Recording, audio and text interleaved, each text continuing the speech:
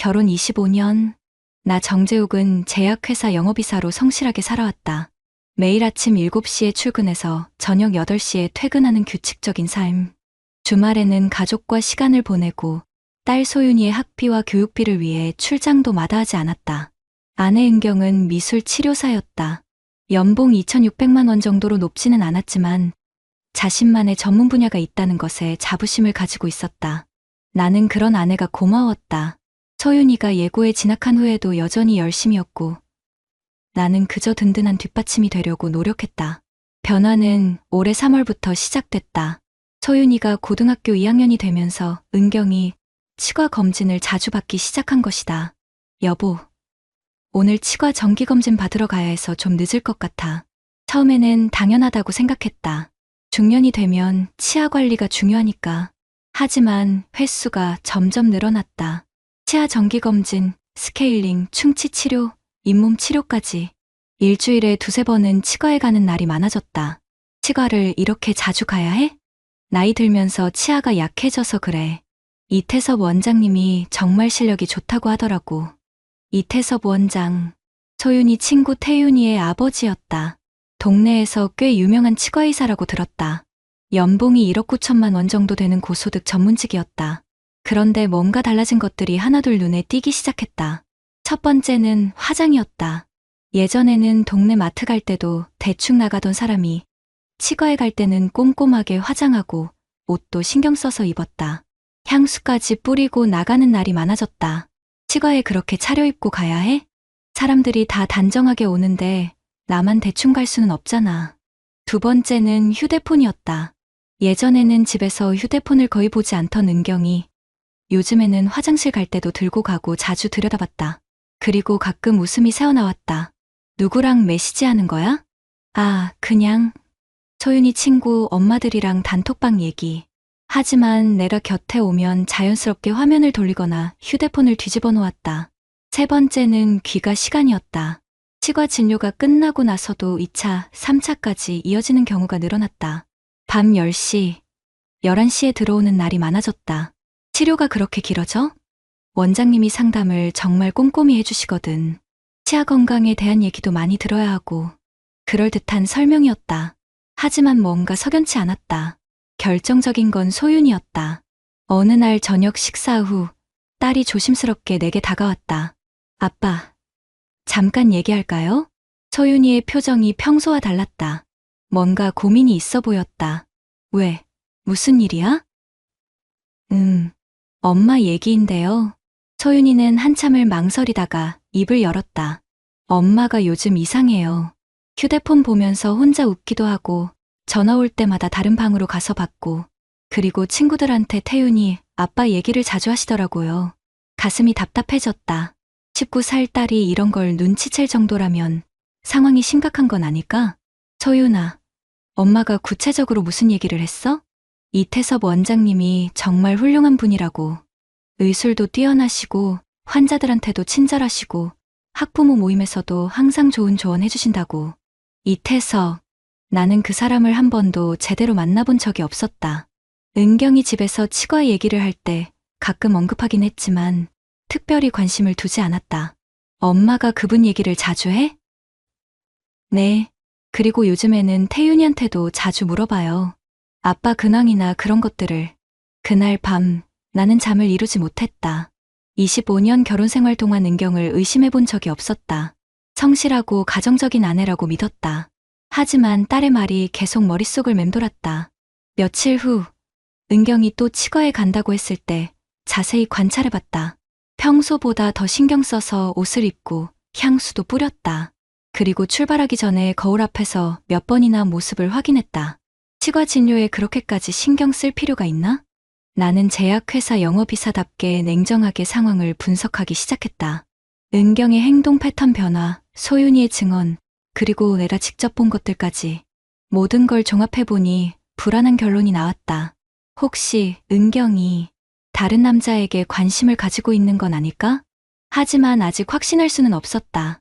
25년을 함께 산 아내를 의심한다는 게 쉽지 않았다. 그리고 혹시 내가 과민 반응하는 건 아닐까 하는 생각도 들었다. 그래도 계속 지켜보기로 했다. 50살 중년 남자가 아내를 미행하거나 휴대폰을 뒤지는 건 너무 초라했다. 하지만 확실하게 알 필요는 있었다. 25년 결혼 생활이 흔들리고 있는 건 아닌지 정말로 확인해야 했다. 은경은 그날 밤도 휴대폰을 보며 혼자 웃고 있었다. 나는 책을 읽는 척하며 그런 아내를 지켜봤다. 마음 한구석에서 작은 경보음이 울리기 시작했지만 아직은 그냥 기분 탓이기를 바랐다. 의심이 시작되자 보이지 않던 것들이 하나씩 눈에 들어왔다. 은경의 치과 진료 스케줄을 확인해 보니 이상한 점이 많았다. 정기검진이라고 하기에는 너무 자주였고 매번 다른 치료 명목이었다. 충치 치료, 잇몸 치료, 치석 제거, 교합 조정까지 마치 치료할 게 끝도 없는 것처럼. 무엇보다 이상한 건 은경의 태도 변화였다. 예전에는 치과 가는 걸 무서워했는데 이제는 오히려 즐거워하는 것 같았다. 오늘도 치과 가는 거야? 응. 이태섭 원장님이 새로운 치료법을 설명해 주신다고 하셔서. 새로운 치료법.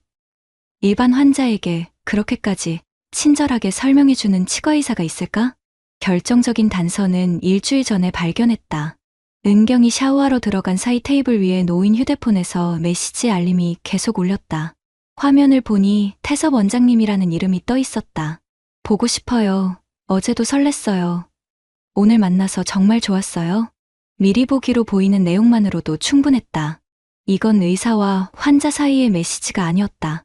메시지 내용은 볼 수 없었지만 연속으로 5통이나 온 걸 보면 뭔가 급한 내용인 것 같았다. 나는 그날 밤 한잠도 자지 못했다. 25년 결혼 생활이 이렇게 허무하게 무너질 수 있나? 다음 날 회사에서 대학 동기인 변호사 연우에게 전화했다. 연우야, 상담 좀 받고 싶은 게 있어. 무슨 일이야? 처가 다른 남자와. 그런 것 같아서. 한참의 침묵 후 연우가 말했다. 증거가 있어?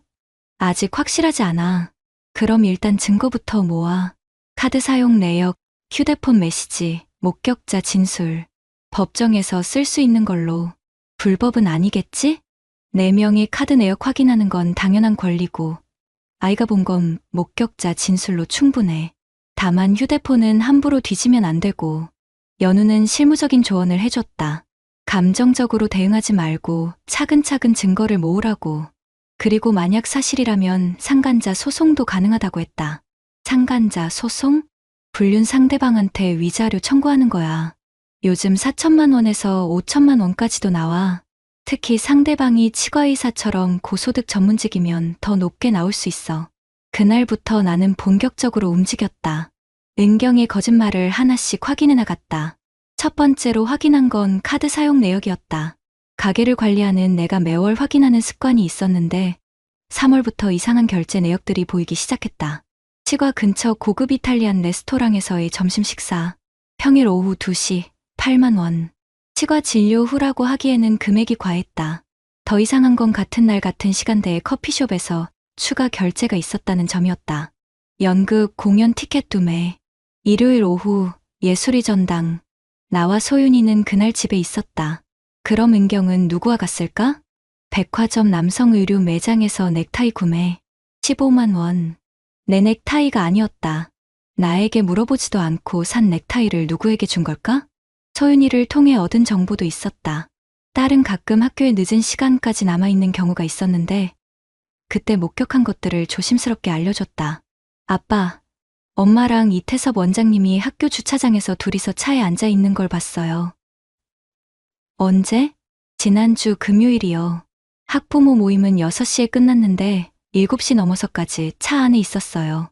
다른 학부모들은 모두 갔는데 둘만 남아서 1시간 넘게 뭘 했을까? 그리고 이태섭 원장님이 엄마 어깨에 손을 올린 것도 봤어요. 가슴이 답답해졌다. 19살 딸이 이런 걸 목격해야 하다니. 나는 더 구체적인 증거가 필요했다. 제약회사 영업이사답게 데이터를 수집하기 시작했다. 은경의 외출 시간과 귀가 시간을 엑셀에 정리했다. 치과 진료라고 한 날들의 패턴을 분석해봤다. 화요일과 금요일에 유독 늦게 들어오는 빈도가 높았다. 그리고 그날들은 어김없이 화장을 진하게 하고 좋은 옷을 입고 나갔다. 회사에서 틈틈이 검색해본 결과 이태섭 치과의원은 월요일부터 토요일까지 오후 8시까지 진료했다. 그런데 은경은 밤 10시, 11시에 들어온다고? 진료 후에 뭘 하는 거지? 결정적인 순간은 지난주 목요일 밤이었다. 은경이 화장실에 간 사이 휴대폰이 울렸는데 순간적으로 확인해봤다. 은경 씨, 오늘 정말 예뻤어요. 당신이 있어서 힘이 나는 것 같아요. 좋은 꿈 꿔요. 이태섭이 보낸 메시지였다. 의사가 환자에게 예뻤다는 말을 하는 게 정상일까? 하트 이모티콘까지 붙여서. 나는 그날 밤 한잠도 자지 못했다. 25년 결혼 생활이 이렇게 허무하게 무너질 수 있나? 새벽 4시까지 뒤척이다가 결심했다. 더 확실한 증거를 찾아야겠다고. 그런데 이상한 건 내 마음이었다. 분노보다는 허탈함이 더 컸다. 연봉 2,600만 원인 아내가 연봉 1억 9천만 원인 치과의사에게 마음이 간 것도 이해가 안 되는 건 아니었다. 경제적 격차, 사회적 지위 차리, 미술치료사 vs 치과의사. 하지만 그래도 25년이었다. 소윤이를 함께 키우고 함께 웃고 울었던 시간들이었다. 나는 더 이상 추측으로는 안 됐다고 생각했다. 확실한 증거가 필요했다. 다음날 아침 은경이 또 치과에 간다고 했을 때 나는 결심했다. 나도 치과 검진 받을까 생각 중인데 이태섭 원장님 어떤 분이야? 아, 정말 훌륭한 분이야. 의술도 뛰어나시고 환자 한 명 한 명 정말 세심하게 봐주셔. 은경의 얼굴에 미소가 번졌다. 남편이 나에게는 보여주지 않던 밝은 표정이었다. 그날 저녁 나는 더 구체적인 계획을 세우기 시작했다. 25년 결혼 생활을 지킬 것인지 아니면 끝낼 것인지 그 결정을 위해서는 명확한 사실이 필요했다. 더 이상 추측으로는 안 됐다. 확실한 증거가 필요했다. 나는 회사 선배가 소개해준 사설탐정 사무소를 찾았다. 15년 경력의 조사원 박 실장은 내 상황을 듣더니 고개를 끄덕였다. 치과의사와의 불륜 케이스 요즘 종종 있어요. 특히 40대 중반 주부들이 경제적 격차를 느끼면서 시작하는 경우가 대부분이죠. 박 실장의 설명에 따르면 치과의사는 지역사회에서 높은 신뢰를 받는 전문직이라 접근하기 쉽다는 것이었다. 치료라는 명분이 있어서 가족들도 의심하지 않고 정기적으로 만날 수 있는 환경이 조성된다는 것이었다. 상대방에 대해서도 조사해드릴까요? 이태섭이라는 사람인데 가능한가요? 당연하죠. 기본 신상부터 가족관계, 직업, 재산 상황까지 다 나와요. 일주일 후 받은 조사 결과는 예상 범위 내였다. 이태섭, 치과의사, 결혼 20년 차, 부인과 고등학생 딸 하나, 연봉 1억 9천만 원 수준의 강남 아파트 한 채 소유. 겉보기에는 성공한 중산층 가정이었다. 그런데 문제는 따로 있었다. 박 실장이 추가로 조사한 바에 따르면 이태섭은 지역 학부모들 사이에서 소문난 인물이었다. 이분이 좀 특이해요. 학부모 모임에서 항상 솔선수범하고 봉사활동도 열심히 하고 의료 상담도 무료로 해주시거든요. 그런데 박 실장이 잠시 말을 멈췄다. 그런데 작년에도 한 분이 있었어요. 그때는 그 집 남편이 이사를 가면서 조용히 끝났다고 하더라고요. 25년을 성실하게 살아온 내 아내가 그런 놈의 사냥 리스트에 올라 있었다는 게 참을 수 없었다. 박 실장은 본격적인 증거 수집에 들어갔다. GPS 추적은 불법이니 직접 미행으로 이동 경로를 파악하고 만나는 장소와 시간을 기록했다. 그리고 결정적인 장면들을 사진으로 촬영했다. 2주일간의 조사 결과는 내 예상보다 훨씬 심각했다. 화요일 오후 2시, 치과 근처 고급 호텔 커피숍에서 2시간 밀담, 테이블에 앉아 손을 맞잡고 이야기하는 사진, 금요일 저녁 7시, 한강공원에서 산책하며 어깨동무하는 사진, 토요일 오후, 이태섭의 차로 경기도 모 리조트로 드라이브, 주차장에서 포옹하는 사진, 각각의 사진에는 정확한 시간과 장소가 기록되어 있었다. 법정에서 증거로 쓰기에 충분했다. 하지만 가장 충격적인 건 따로 있었다. 박 실장이 건넨 USB에는 이태섭의 차량에 설치된 소형 녹음기에서 나온 대화가 들어있었다. 은경 씨, 남편은 당신을 제대로 못 알아보는 것 같아요. 재욱이는 말이 없어서 뭘 생각하는지 모르겠어요. 출장만 다니고 저는 달라요. 당신의 매력을 정확히 알고 있어요. 태섭 씨만 있으면 정말 살 것 같아요. 이런 기분 처음이에요. 내 가슴이 터질 것 같았다. 25년 동안 묵묵히 가정을 지켜온 내가 말이 없다고 해서 무관심한 남편 취급을 받고 있었다. 더 심각한 대화도 있었다. 우리 진짜로 같이 살면 안 될까요? 하지만 소윤이가 있잖아요. 아이는 이제 고등학생이에요. 충분히 이해할 나이죠. 당신 인생도 중요하잖아요. 재욱이한테 어떻게 말하죠? 솔직하게 말하는 게 좋을 것 같아요. 이미 우리 사이를 눈치챈 것 같기도 하고. 나를 눈치챘다고? 그럼 지금까지 나를 바보로 만들면서 계속 거짓말을 한 거였다. 녹음 파일 중에 가장 견디기 힘든 건 이 대화였다. 남편이랑은 언제부터 안 좋았어요? 결혼 초기부터요. 로맨틱한 게 전혀 없어요. 생일도 안 챙기고 기념일도 기억 못하고 그냥 돈만 벌어다 주는 기계 같아요. 돈만 벌어다 주는 기계라고? 25년 동안 새벽 6시에 일어나 출장 다니면서 가족을 위해 살았는데 그게 기계였다고? 그래도 25년이나 같이 살았잖아요. 의무감으로 산 거죠. 사랑이었다면 진작에 끝났을 거예요. 의무감으로 살았다고? 내가 은경을 사랑해서 결혼한 게 아니라 의무감이었다고? 박 실장이 준 자료에는 이태섭과 은경이 함께 다닌 장소들의 목록도 있었다. 미술관, 콘서트홀, 고급 레스토랑까지. 마치 신혼부부처럼 데이트를 즐기고 있었다. 그리고 마지막에는 결정적인 증거가 있었다. 지난주 토요일, 이태섭과 은경이 경기도 리조트에서 하룻밤을 보낸 기록이었다. 리조트 예약 내역, 체크인 시간, 체크아웃 시간까지 모든 게 기록되어 있었다. 그날 은경은 미술 치료사 워크숍에 간다고 거짓말을 했었다. 나는 모든 증거를 정리해서 연우에게 보냈다. 변호사 입장에서 법정에서 쓸 수 있는 증거인지 검토해달라고 했다. 연우의 답변은 간단했다. 완벽해. 이 정도면 이혼 소송에서 100% 이기고 상간자 소송에서도 5천만 원까지 가능할 것 같아.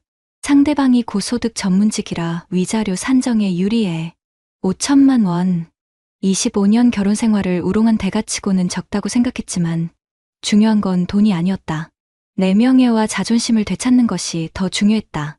하지만 한 가지 더 고려해야 할 게 있었다. 소윤이었다. 아빠, 정말 이혼하실 거예요? 딸에게 모든 사실을 알려준 후 소윤이가 조심스럽게 물었다. 소윤아, 너는 어떻게 생각해? 저는 아빠 편이에요. 엄마가 잘못한 거잖아요. 그런데? 태윤이랑은 어떻게 하죠? 걔는 제 가장 친한 친구인데 그제서야 이 상황의 복잡함을 깨달았다. 단순히 부부간의 문제가 아니었다. 딸의 친구 관계, 학부모 커뮤니티에서의 관계, 동네에서의 관계까지 모든 게 얽혀 있었다. 태윤이한테는 뭐라고 할 거야? 모르겠어요. 어떻게 말해야 할지. 소윤아, 힘들겠지만 이건 어른들 문제야. 너는 친구 관계에만 집중해. 하지만 내 마음도 복잡했다. 이태섭에게 법적 대응을 한다면 태윤이도 상처받을 것이다. 하지만 그렇다고 해서 이대로 넘어갈 수는 없었다. 모든 증거를 USB에 정리하고 시간 순서대로 정리한 파일까지 만들었다. 제약회사 영업이사답게 체계적으로 준비했다. 이제 마지막 단계만 남았다. 은경과 이태섭 앞에서 모든 걸 까발리는 것. 25년을 바보로 살았지만 마지막만큼은 당당하게 끝내고 싶었다. 모든 준비가 끝났다. 이제 마지막 단계만 남았다. 토요일 저녁 가족이 모두 모인 식사 자리를 만들었다. 평소보다 일찍 퇴근해서 소윤이가 좋아하는 치킨을 주문했고 은경에게는 특별한 얘기가 있다고 미리 알렸다. 뭔데 이렇게 정식으로? 은경이 웃으며 물었다. 죄책감 없는 여유로운 표정이었다. 25년을 속인 여자가 이렇게 태어날 수 있나? 곧 알게 될 거야. 나는 미리 준비해둔 노트북을 테이블에 올렸다. USB도 손에 쥐고 있었다. 25년 결혼 생활을 끝낼 결정적 증거들이 담긴 작은 장치였다. 우선 이것부터 보자. 첫 번째로 보여준 건 은경의 카드 사용 내역이었다. 3월부터 6월까지 넉 달간의 모든 결제 기록을 시간순으로 정리해 놓았다. 3월 15일 오후 2시. 치과 근처 이탈리안 레스토랑 8만 원. 같은 날 같은 시간 커피숍 추가 결제. 그날 너 누구랑 만났어? 은경의 얼굴이 굳어지기 시작했다. 치과 진료 후에 혼자. 혼자? 그럼 이건 뭐야? 두 번째 증거를 꺼냈다. 박 실장이 찍은 사진들이었다.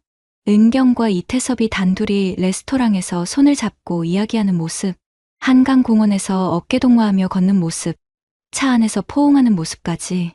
소윤이가 작은 소리로 엄마 라고 중얼거렸다. 이 남자가 누구야? 이태섭 맞지? 은경은 아무 말도 할 수 없었다. 사진 속 증거가 너무 명확했으니까. 아직 끝이 아니야. 이것도 들어봐. 세 번째는 녹음 파일이었다. 이태섭의 차에서 나온 대화 내용을 재생했다. 재욱이는 말이 없어서 뭘 생각하는지 모르겠어요. 저는 달라요. 당신의 매력을 정확히 알고 있어요. 은경 자신의 목소리가 스피커에서 흘러나오자 그제서야 모든 걸 포기한 듯 고개를 떨어뜨렸다. 아빠, 소윤이가 내 팔을 잡았다. 딸아이 목소리가 떨리고 있었다. 괜찮아, 소윤아. 아빠는 이미 다 알고 있었어. 나는 차분하게 네 번째 증거를 꺼냈다. 경기도 리조트 예약 내역과 체크인 기록이었다. 지난주 토요일 미술치료사 워크숍에 간다고 했지? 실제로는 이태섭이랑 리조트에서 하룻밤 보냈더라. 아빠, 이게 뭐예요? 소윤이가 울먹이며 물었다. 19살 딸이 이런 걸 알게 되다니. 엄마가 다른 남자랑 바람을 피운 거야. 치과 진료는 핑계였고 그때까지 침묵하던 은경이 입을 열었다. 미안해. 정말 미안해. 미안하다고? 25년을 바보로 만들어 놓고 미안하다고? 내 목소리가 높아졌다. 25년 동안 참아온 분노가 터져나왔다. 재우가, 내가 외로웠어. 너는 항상 출장만 다니고 대화도 없고. 대화가 없다고? 25년 동안 새벽 6시에 일어나서 출장 다니며 가족을 위해 살았는데 그게 대화가 없는 거야? 그게 아니라 그럼 뭐야? 내가 돈만 벌어다 주는 기계라고 했지. 녹음에 다 나와 있어. 은경이 얼굴이 하얗게 질렸다. 그 대화까지 녹음된 줄은 몰랐던 모양이었다. 소윤이가 갑자기 일어서더니 은경을 향해 소리쳤다. 엄마가 어떻게 이럴 수 있어요? 아빠가 우리를 위해 얼마나 고생하셨는데. 소윤아. 아니에요. 저도 다 봤어요. 엄마가 휴대폰 보면서 웃는 것도 예쁘게 화장하고 나가는 것도.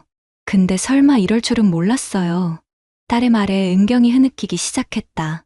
하지만 이미 늦었다. 소윤아. 아빠 편에 서줘서 고마워. 하지만 이제 끝이야. 나는 마지막 증거를 꺼냈다. 연우가 준비해준 이혼 소송과 상간자 소송 서류였다. 월요일에 법원에 접수할 거야. 이혼 청구와 이태섭에 대한 위자료 청구 5천만 원. 5천만 원? 은경이 놀라며 되물었다. 25년을 우롱한 대가치고는 적다고 생각해. 하지만 법정에서 정해진 거니까 받아낼 거야. 그때 현관문에서 초인종이 울렸다. 이태섭이었다. 은경과 약속이 있었던 모양이었다. 딱 좋네. 나는 문을 열었다. 이태섭은 평소처럼 환한 미소를 지으며 들어왔지만 실내 분위기를 보더니 얼굴이 굳어졌다. 안녕하세요. 안녕하기는. 당신이 이태섭이죠? 네. 그런데 무슨. 앉아봐요. 할 얘기가 있어. 나는 이태섭에게도 똑같은 증거들을 보여줬다. 사진, 녹음, 리조트 기록까지. 그는 점점 얼굴이 파래졌다. 형님, 죄송합니다. 제가 정말 잘못했습니다. 사과는 당신 부인한테 하세요. 참, 부인도 이 사실 알아야겠네요. 형님, 제발, 가정이 있습니다. 내 가정은 생각 안 했으면서? 나는 이태섭의 부인 전화번호를 검색해서 전화를 걸었다. 이태섭이 내 아내와 바람을 피웠다는 사실을 알려줬다. 증거도 다 있다고 했다. 이태섭은 무릎을 꿇고 빌었지만 소용없었다. 월요일에 상간자 소송 들어갑니다. 5천만 원 준비하세요. 형님, 그 돈이 어디 있습니까? 그건 당신 문제죠. 연봉 1억 9천만 원 받으시면서 5천만 원 없어요? 이태섭이 나간 후 집 안은 조용해졌다. 은경은 계속 울고 있었고 소윤이는 내 옆에 앉아 있었다. 아빠, 이제 어떻게 돼요? 새로 시작하는 거야. 우리 둘이서. 소윤이가 내 손을 꽉 잡았다. 아빠, 저는 아빠 편이에요. 끝까지요. 그날 밤 은경은 친정으로 갔다. 남은 건 나와 소윤이뿐이었다. 한편 이태섭의 상황은 내 예상보다 훨씬 심각해졌다. 부인이 불륜 사실을 안 후 즉시 이혼을 요구했고 고등학생 딸은 아버지와 연락을 끊었다. 더 큰 문제는 지역사회에서의 평판이었다. 학부모 커뮤니티에서 소문이 퍼지자 우리 아이를 그런 사람이 치료했다니 라며 환자들이 하나둘 떠나기 시작했다. 월 수입 2천만 원에서 3천만 원이던 치과 매출이 급격히 줄어들었다. 지역에서 신뢰받던 전문가의 이미지가 하루아침에 무너진 것이다. 이태섭은 결국 치과를 다른 지역으로 이전해야 했다. 15년간 쌓아온 지역 기반을 모두 잃은 채로 25년 결혼 생활이 이렇게 끝났다. 하지만 후회는 없었다. 이제 진짜 내 인생을 살 차례였다. 법정에서의 승리는 예상보다 빨랐다. 첫 번째 조정기일에서 은경은 모든 사실을 인정했다. 변명할 여지가 없었으니까. 사진, 녹음, 리조트 기록까지 완벽한 증거들 앞에서 더 이상 발뺌할 수 없었다. 이혼 조정은 한 달 만에 성립됐다. 양육권은 내가 가져가고 재산 분할은 7대 3으로 내가 우세하게 받았다.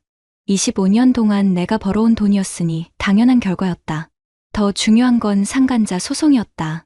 이태섭을 상대로 한 위자료 청구에서 법원은 4,500만 원을 인정했다. 재판장은 판결문에서 이렇게 명시했다. 피고는 원고의 배우자가 기혼자임을 명확히 알면서도 지속적으로 부적절한 관계를 맺어 원고 가정의 평화를 파괴했으며 특히 피고가 지역사회에서 신뢰받는 전문직임에도 불구하고 이를 악용한 점을 고려하여 가중 처벌한다. 4,500만 원. 25년을 우롱당한 대가치고는 적다고 생각했지만 법정에서 공식적으로 내 억울함이 인정받은 것만으로도 의미가 있었다. 이태섭은 판결 후 내게 다가와 무릎을 꿇었다. 형님, 정말 죄송합니다. 제가 돈은 어떻게든 마련하겠습니다. 하지만 나는 차가운 표정으로 대답했다. 사과는 당신 가족한테 하세요. 나한테 할 말은 아니죠. 결국 이태섭은 강남 아파트를 팔아서 위자료를 지불했다. 그 과정에서 3,200만 원까지는 실제로 받아낼 수 있었다. 71% 회수율이었다. 이태섭의 몰락은 더 참담했다. 아파트를 팔고 난 후에는 작은 원룸으로 이사가야 했다. 15년간 운영하던 동네 치과도 결국 문을 닫아야 했다. 신뢰받던 전문가가 이런 짓을 하다니 나는 지역 주민들의 시선을 견디지 못한 것이다. 환자 이탈로 인한 매출 급감은 덤이었다. 지혜의 몰락은 더 조용했지만 더 깊었다. 학부모 커뮤니티에서 불륜 사실이 알려지자 즉시 모든 활동에서 배제됐다. 그동안 친하게 지내던 엄마들은 하나둘 연락을 끊었고 소윤이 학교에서도 뒷말이 무성했다.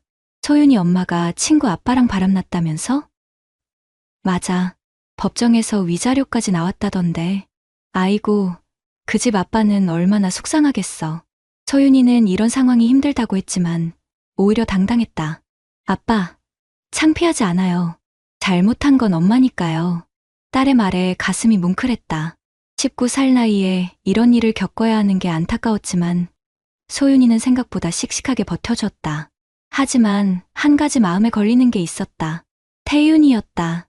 소윤이의 가장 친한 친구였던 태윤이는 아버지의 불륜 사실을 알고 난 후 크게 상처받았다. 부모의 이혼, 아버지에 대한 실망, 그리고 가장 친한 친구의 엄마가 그 당사자라는 복잡한 상황. 태윤이랑은 어떻게 지내? 요즘 거의 말 안 해요. 어색해서. 미안하다. 아빠 때문에. 아니에요, 아빠. 잘못한 건 어른들이에요. 그래도 소윤이가 친구 하나를 잃게 된 건 사실이었다. 어른들의 잘못으로. 가장 큰 변화는 우리 부녀의 관계였다. 은경이 없어진 후 오히려 집안 분위기가 편안해졌다. 서로를 더 많이 배려하게 됐고 대화도 늘어났다. 아빠, 요리 배워보실래요? 제가 가르쳐 드릴게요. 소윤이와 함께 요리하는 시간이 즐거웠다. 25년 동안 은경에게만 맡겨뒀던 살림을 직접 해보니 새로운 재미가 있었다. 6개월 후, 우리는 다른 지역으로 이사했다. 소윤이가 학교에서 받는 스트레스를 줄여주고 싶었고 새로운 환경에서 새로 시작하고 싶었다. 새 집은 조용한 주택가에 있는 빌라였다. 아파트보다는 작았지만 소윤이와 둘이 살기에는 충분했다. 무엇보다 근처에 좋은 고등학교가 있어서 소윤이가 전학하기에 적합했다. 아빠, 여기 정말 좋네요. 공기도 맑고. 소윤이가 활짝 웃으며 말했다. 오랜만에 보는 딸의 밝은 표정이었다. 새 학교에 적응하는 소윤이를 보면서 나도 새로운 삶에 대한 의욕이 생겼다. 이혼 후 받은 재산분할금과 위자료로 경제적 여유도 생겼고 무엇보다 마음이 편해졌다. 회사에서도 인정받았다. 동료들은 내가 원칙을 지키며 정당하게 대응한 것을 높이 평가했다. 재욱 씨, 정말 대단하시네요. 저였으면 중간에 포기했을 텐데 포기할 이유가 없었어요. 잘못한 건 잘못한 거니까요. 은경에게서는 가끔 연락이 왔다. 친정에서 지내면서 작은 미술학원 일을 돕고 있다고 했다. 소윤이를 보고 싶다고도 했지만 딸이 거부했다. 아빠, 저는 엄마를 용서할 수 없어요. 아빠한테 너무 못했어요. 소윤이의 마음을 억지로 바꿀 생각은 없었다. 시간이 지나면 조금씩 달라질 수도 있겠지만 지금은 딸의 감정을 존중해주고 싶었다. 1년이 지난 지금 나는 새로운 취미도 생겼다. 주말에는 소윤이와 함께 등산을 다니고 평일에는 헬스장에서 운동한다. 50살 중년 남자에게는 늦은 시작이지만 새로운 도전이 즐겁다. 무엇보다 소윤이와의 관계가 더욱 돈독해졌다. 예전에는 은경을 통해서만 소통했는데 이제는 직접 대화하는 시간이 늘어났다. 아빠, 제가 대학 가면 혼자 계실 텐데 괜찮으세요? 걱정 마. 아빠는 혼자서도 잘 살 수 있어. 실제로 그랬다. 25년 동안 가족을 위해 살았는데 이제는 나를 위한 시간이 생겼다. 자유로웠다. 가끔 비슷한 상황에 처한 남성들이 조언을 구하러 온다. 온라인 커뮤니티에서 내 이야기를 보고 연락해오는 경우가 많다. 형님, 어떻게 그렇게 냉정하게 대처하셨어요? 감정적으로 대응하면 져요. 확실한 증거를 모으고 법적 절차를 통해 정당하게 해결하세요.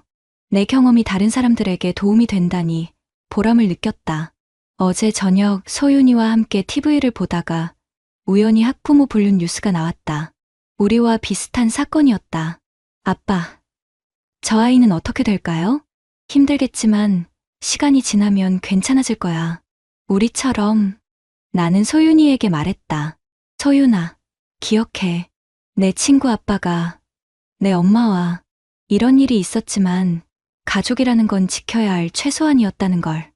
네, 아빠, 저는 절대 그런 어른이 되지 않을게요. 25년 결혼 생활은 끝났지만 딸과의 진짜 인생은 이제 시작이었다. 그것만으로도 충분했다. 마지막으로 이 이야기를 듣는 분들께 한 가지 말씀드리고 싶다. 배신당했을 때 중요한 건 감정이 아니라 원칙이다. 확실한 증거와 법적 절차를 통해 정당하게 대응하는 것. 그리고 무엇보다 자녀들이 올바른 가치관을 가질 수 있도록 어른이 모범을 보이는 것이다. 가족이라는 이름으로 당하는 배신에 더 이상 당하지 말고 당당하게 맞서 싸우시길 바란다. 구독자님들, 오늘 사연 댓글로 공유해 다른 분들과 함께 의견 나눠보세요. 저도 읽어보며 소통하겠습니다.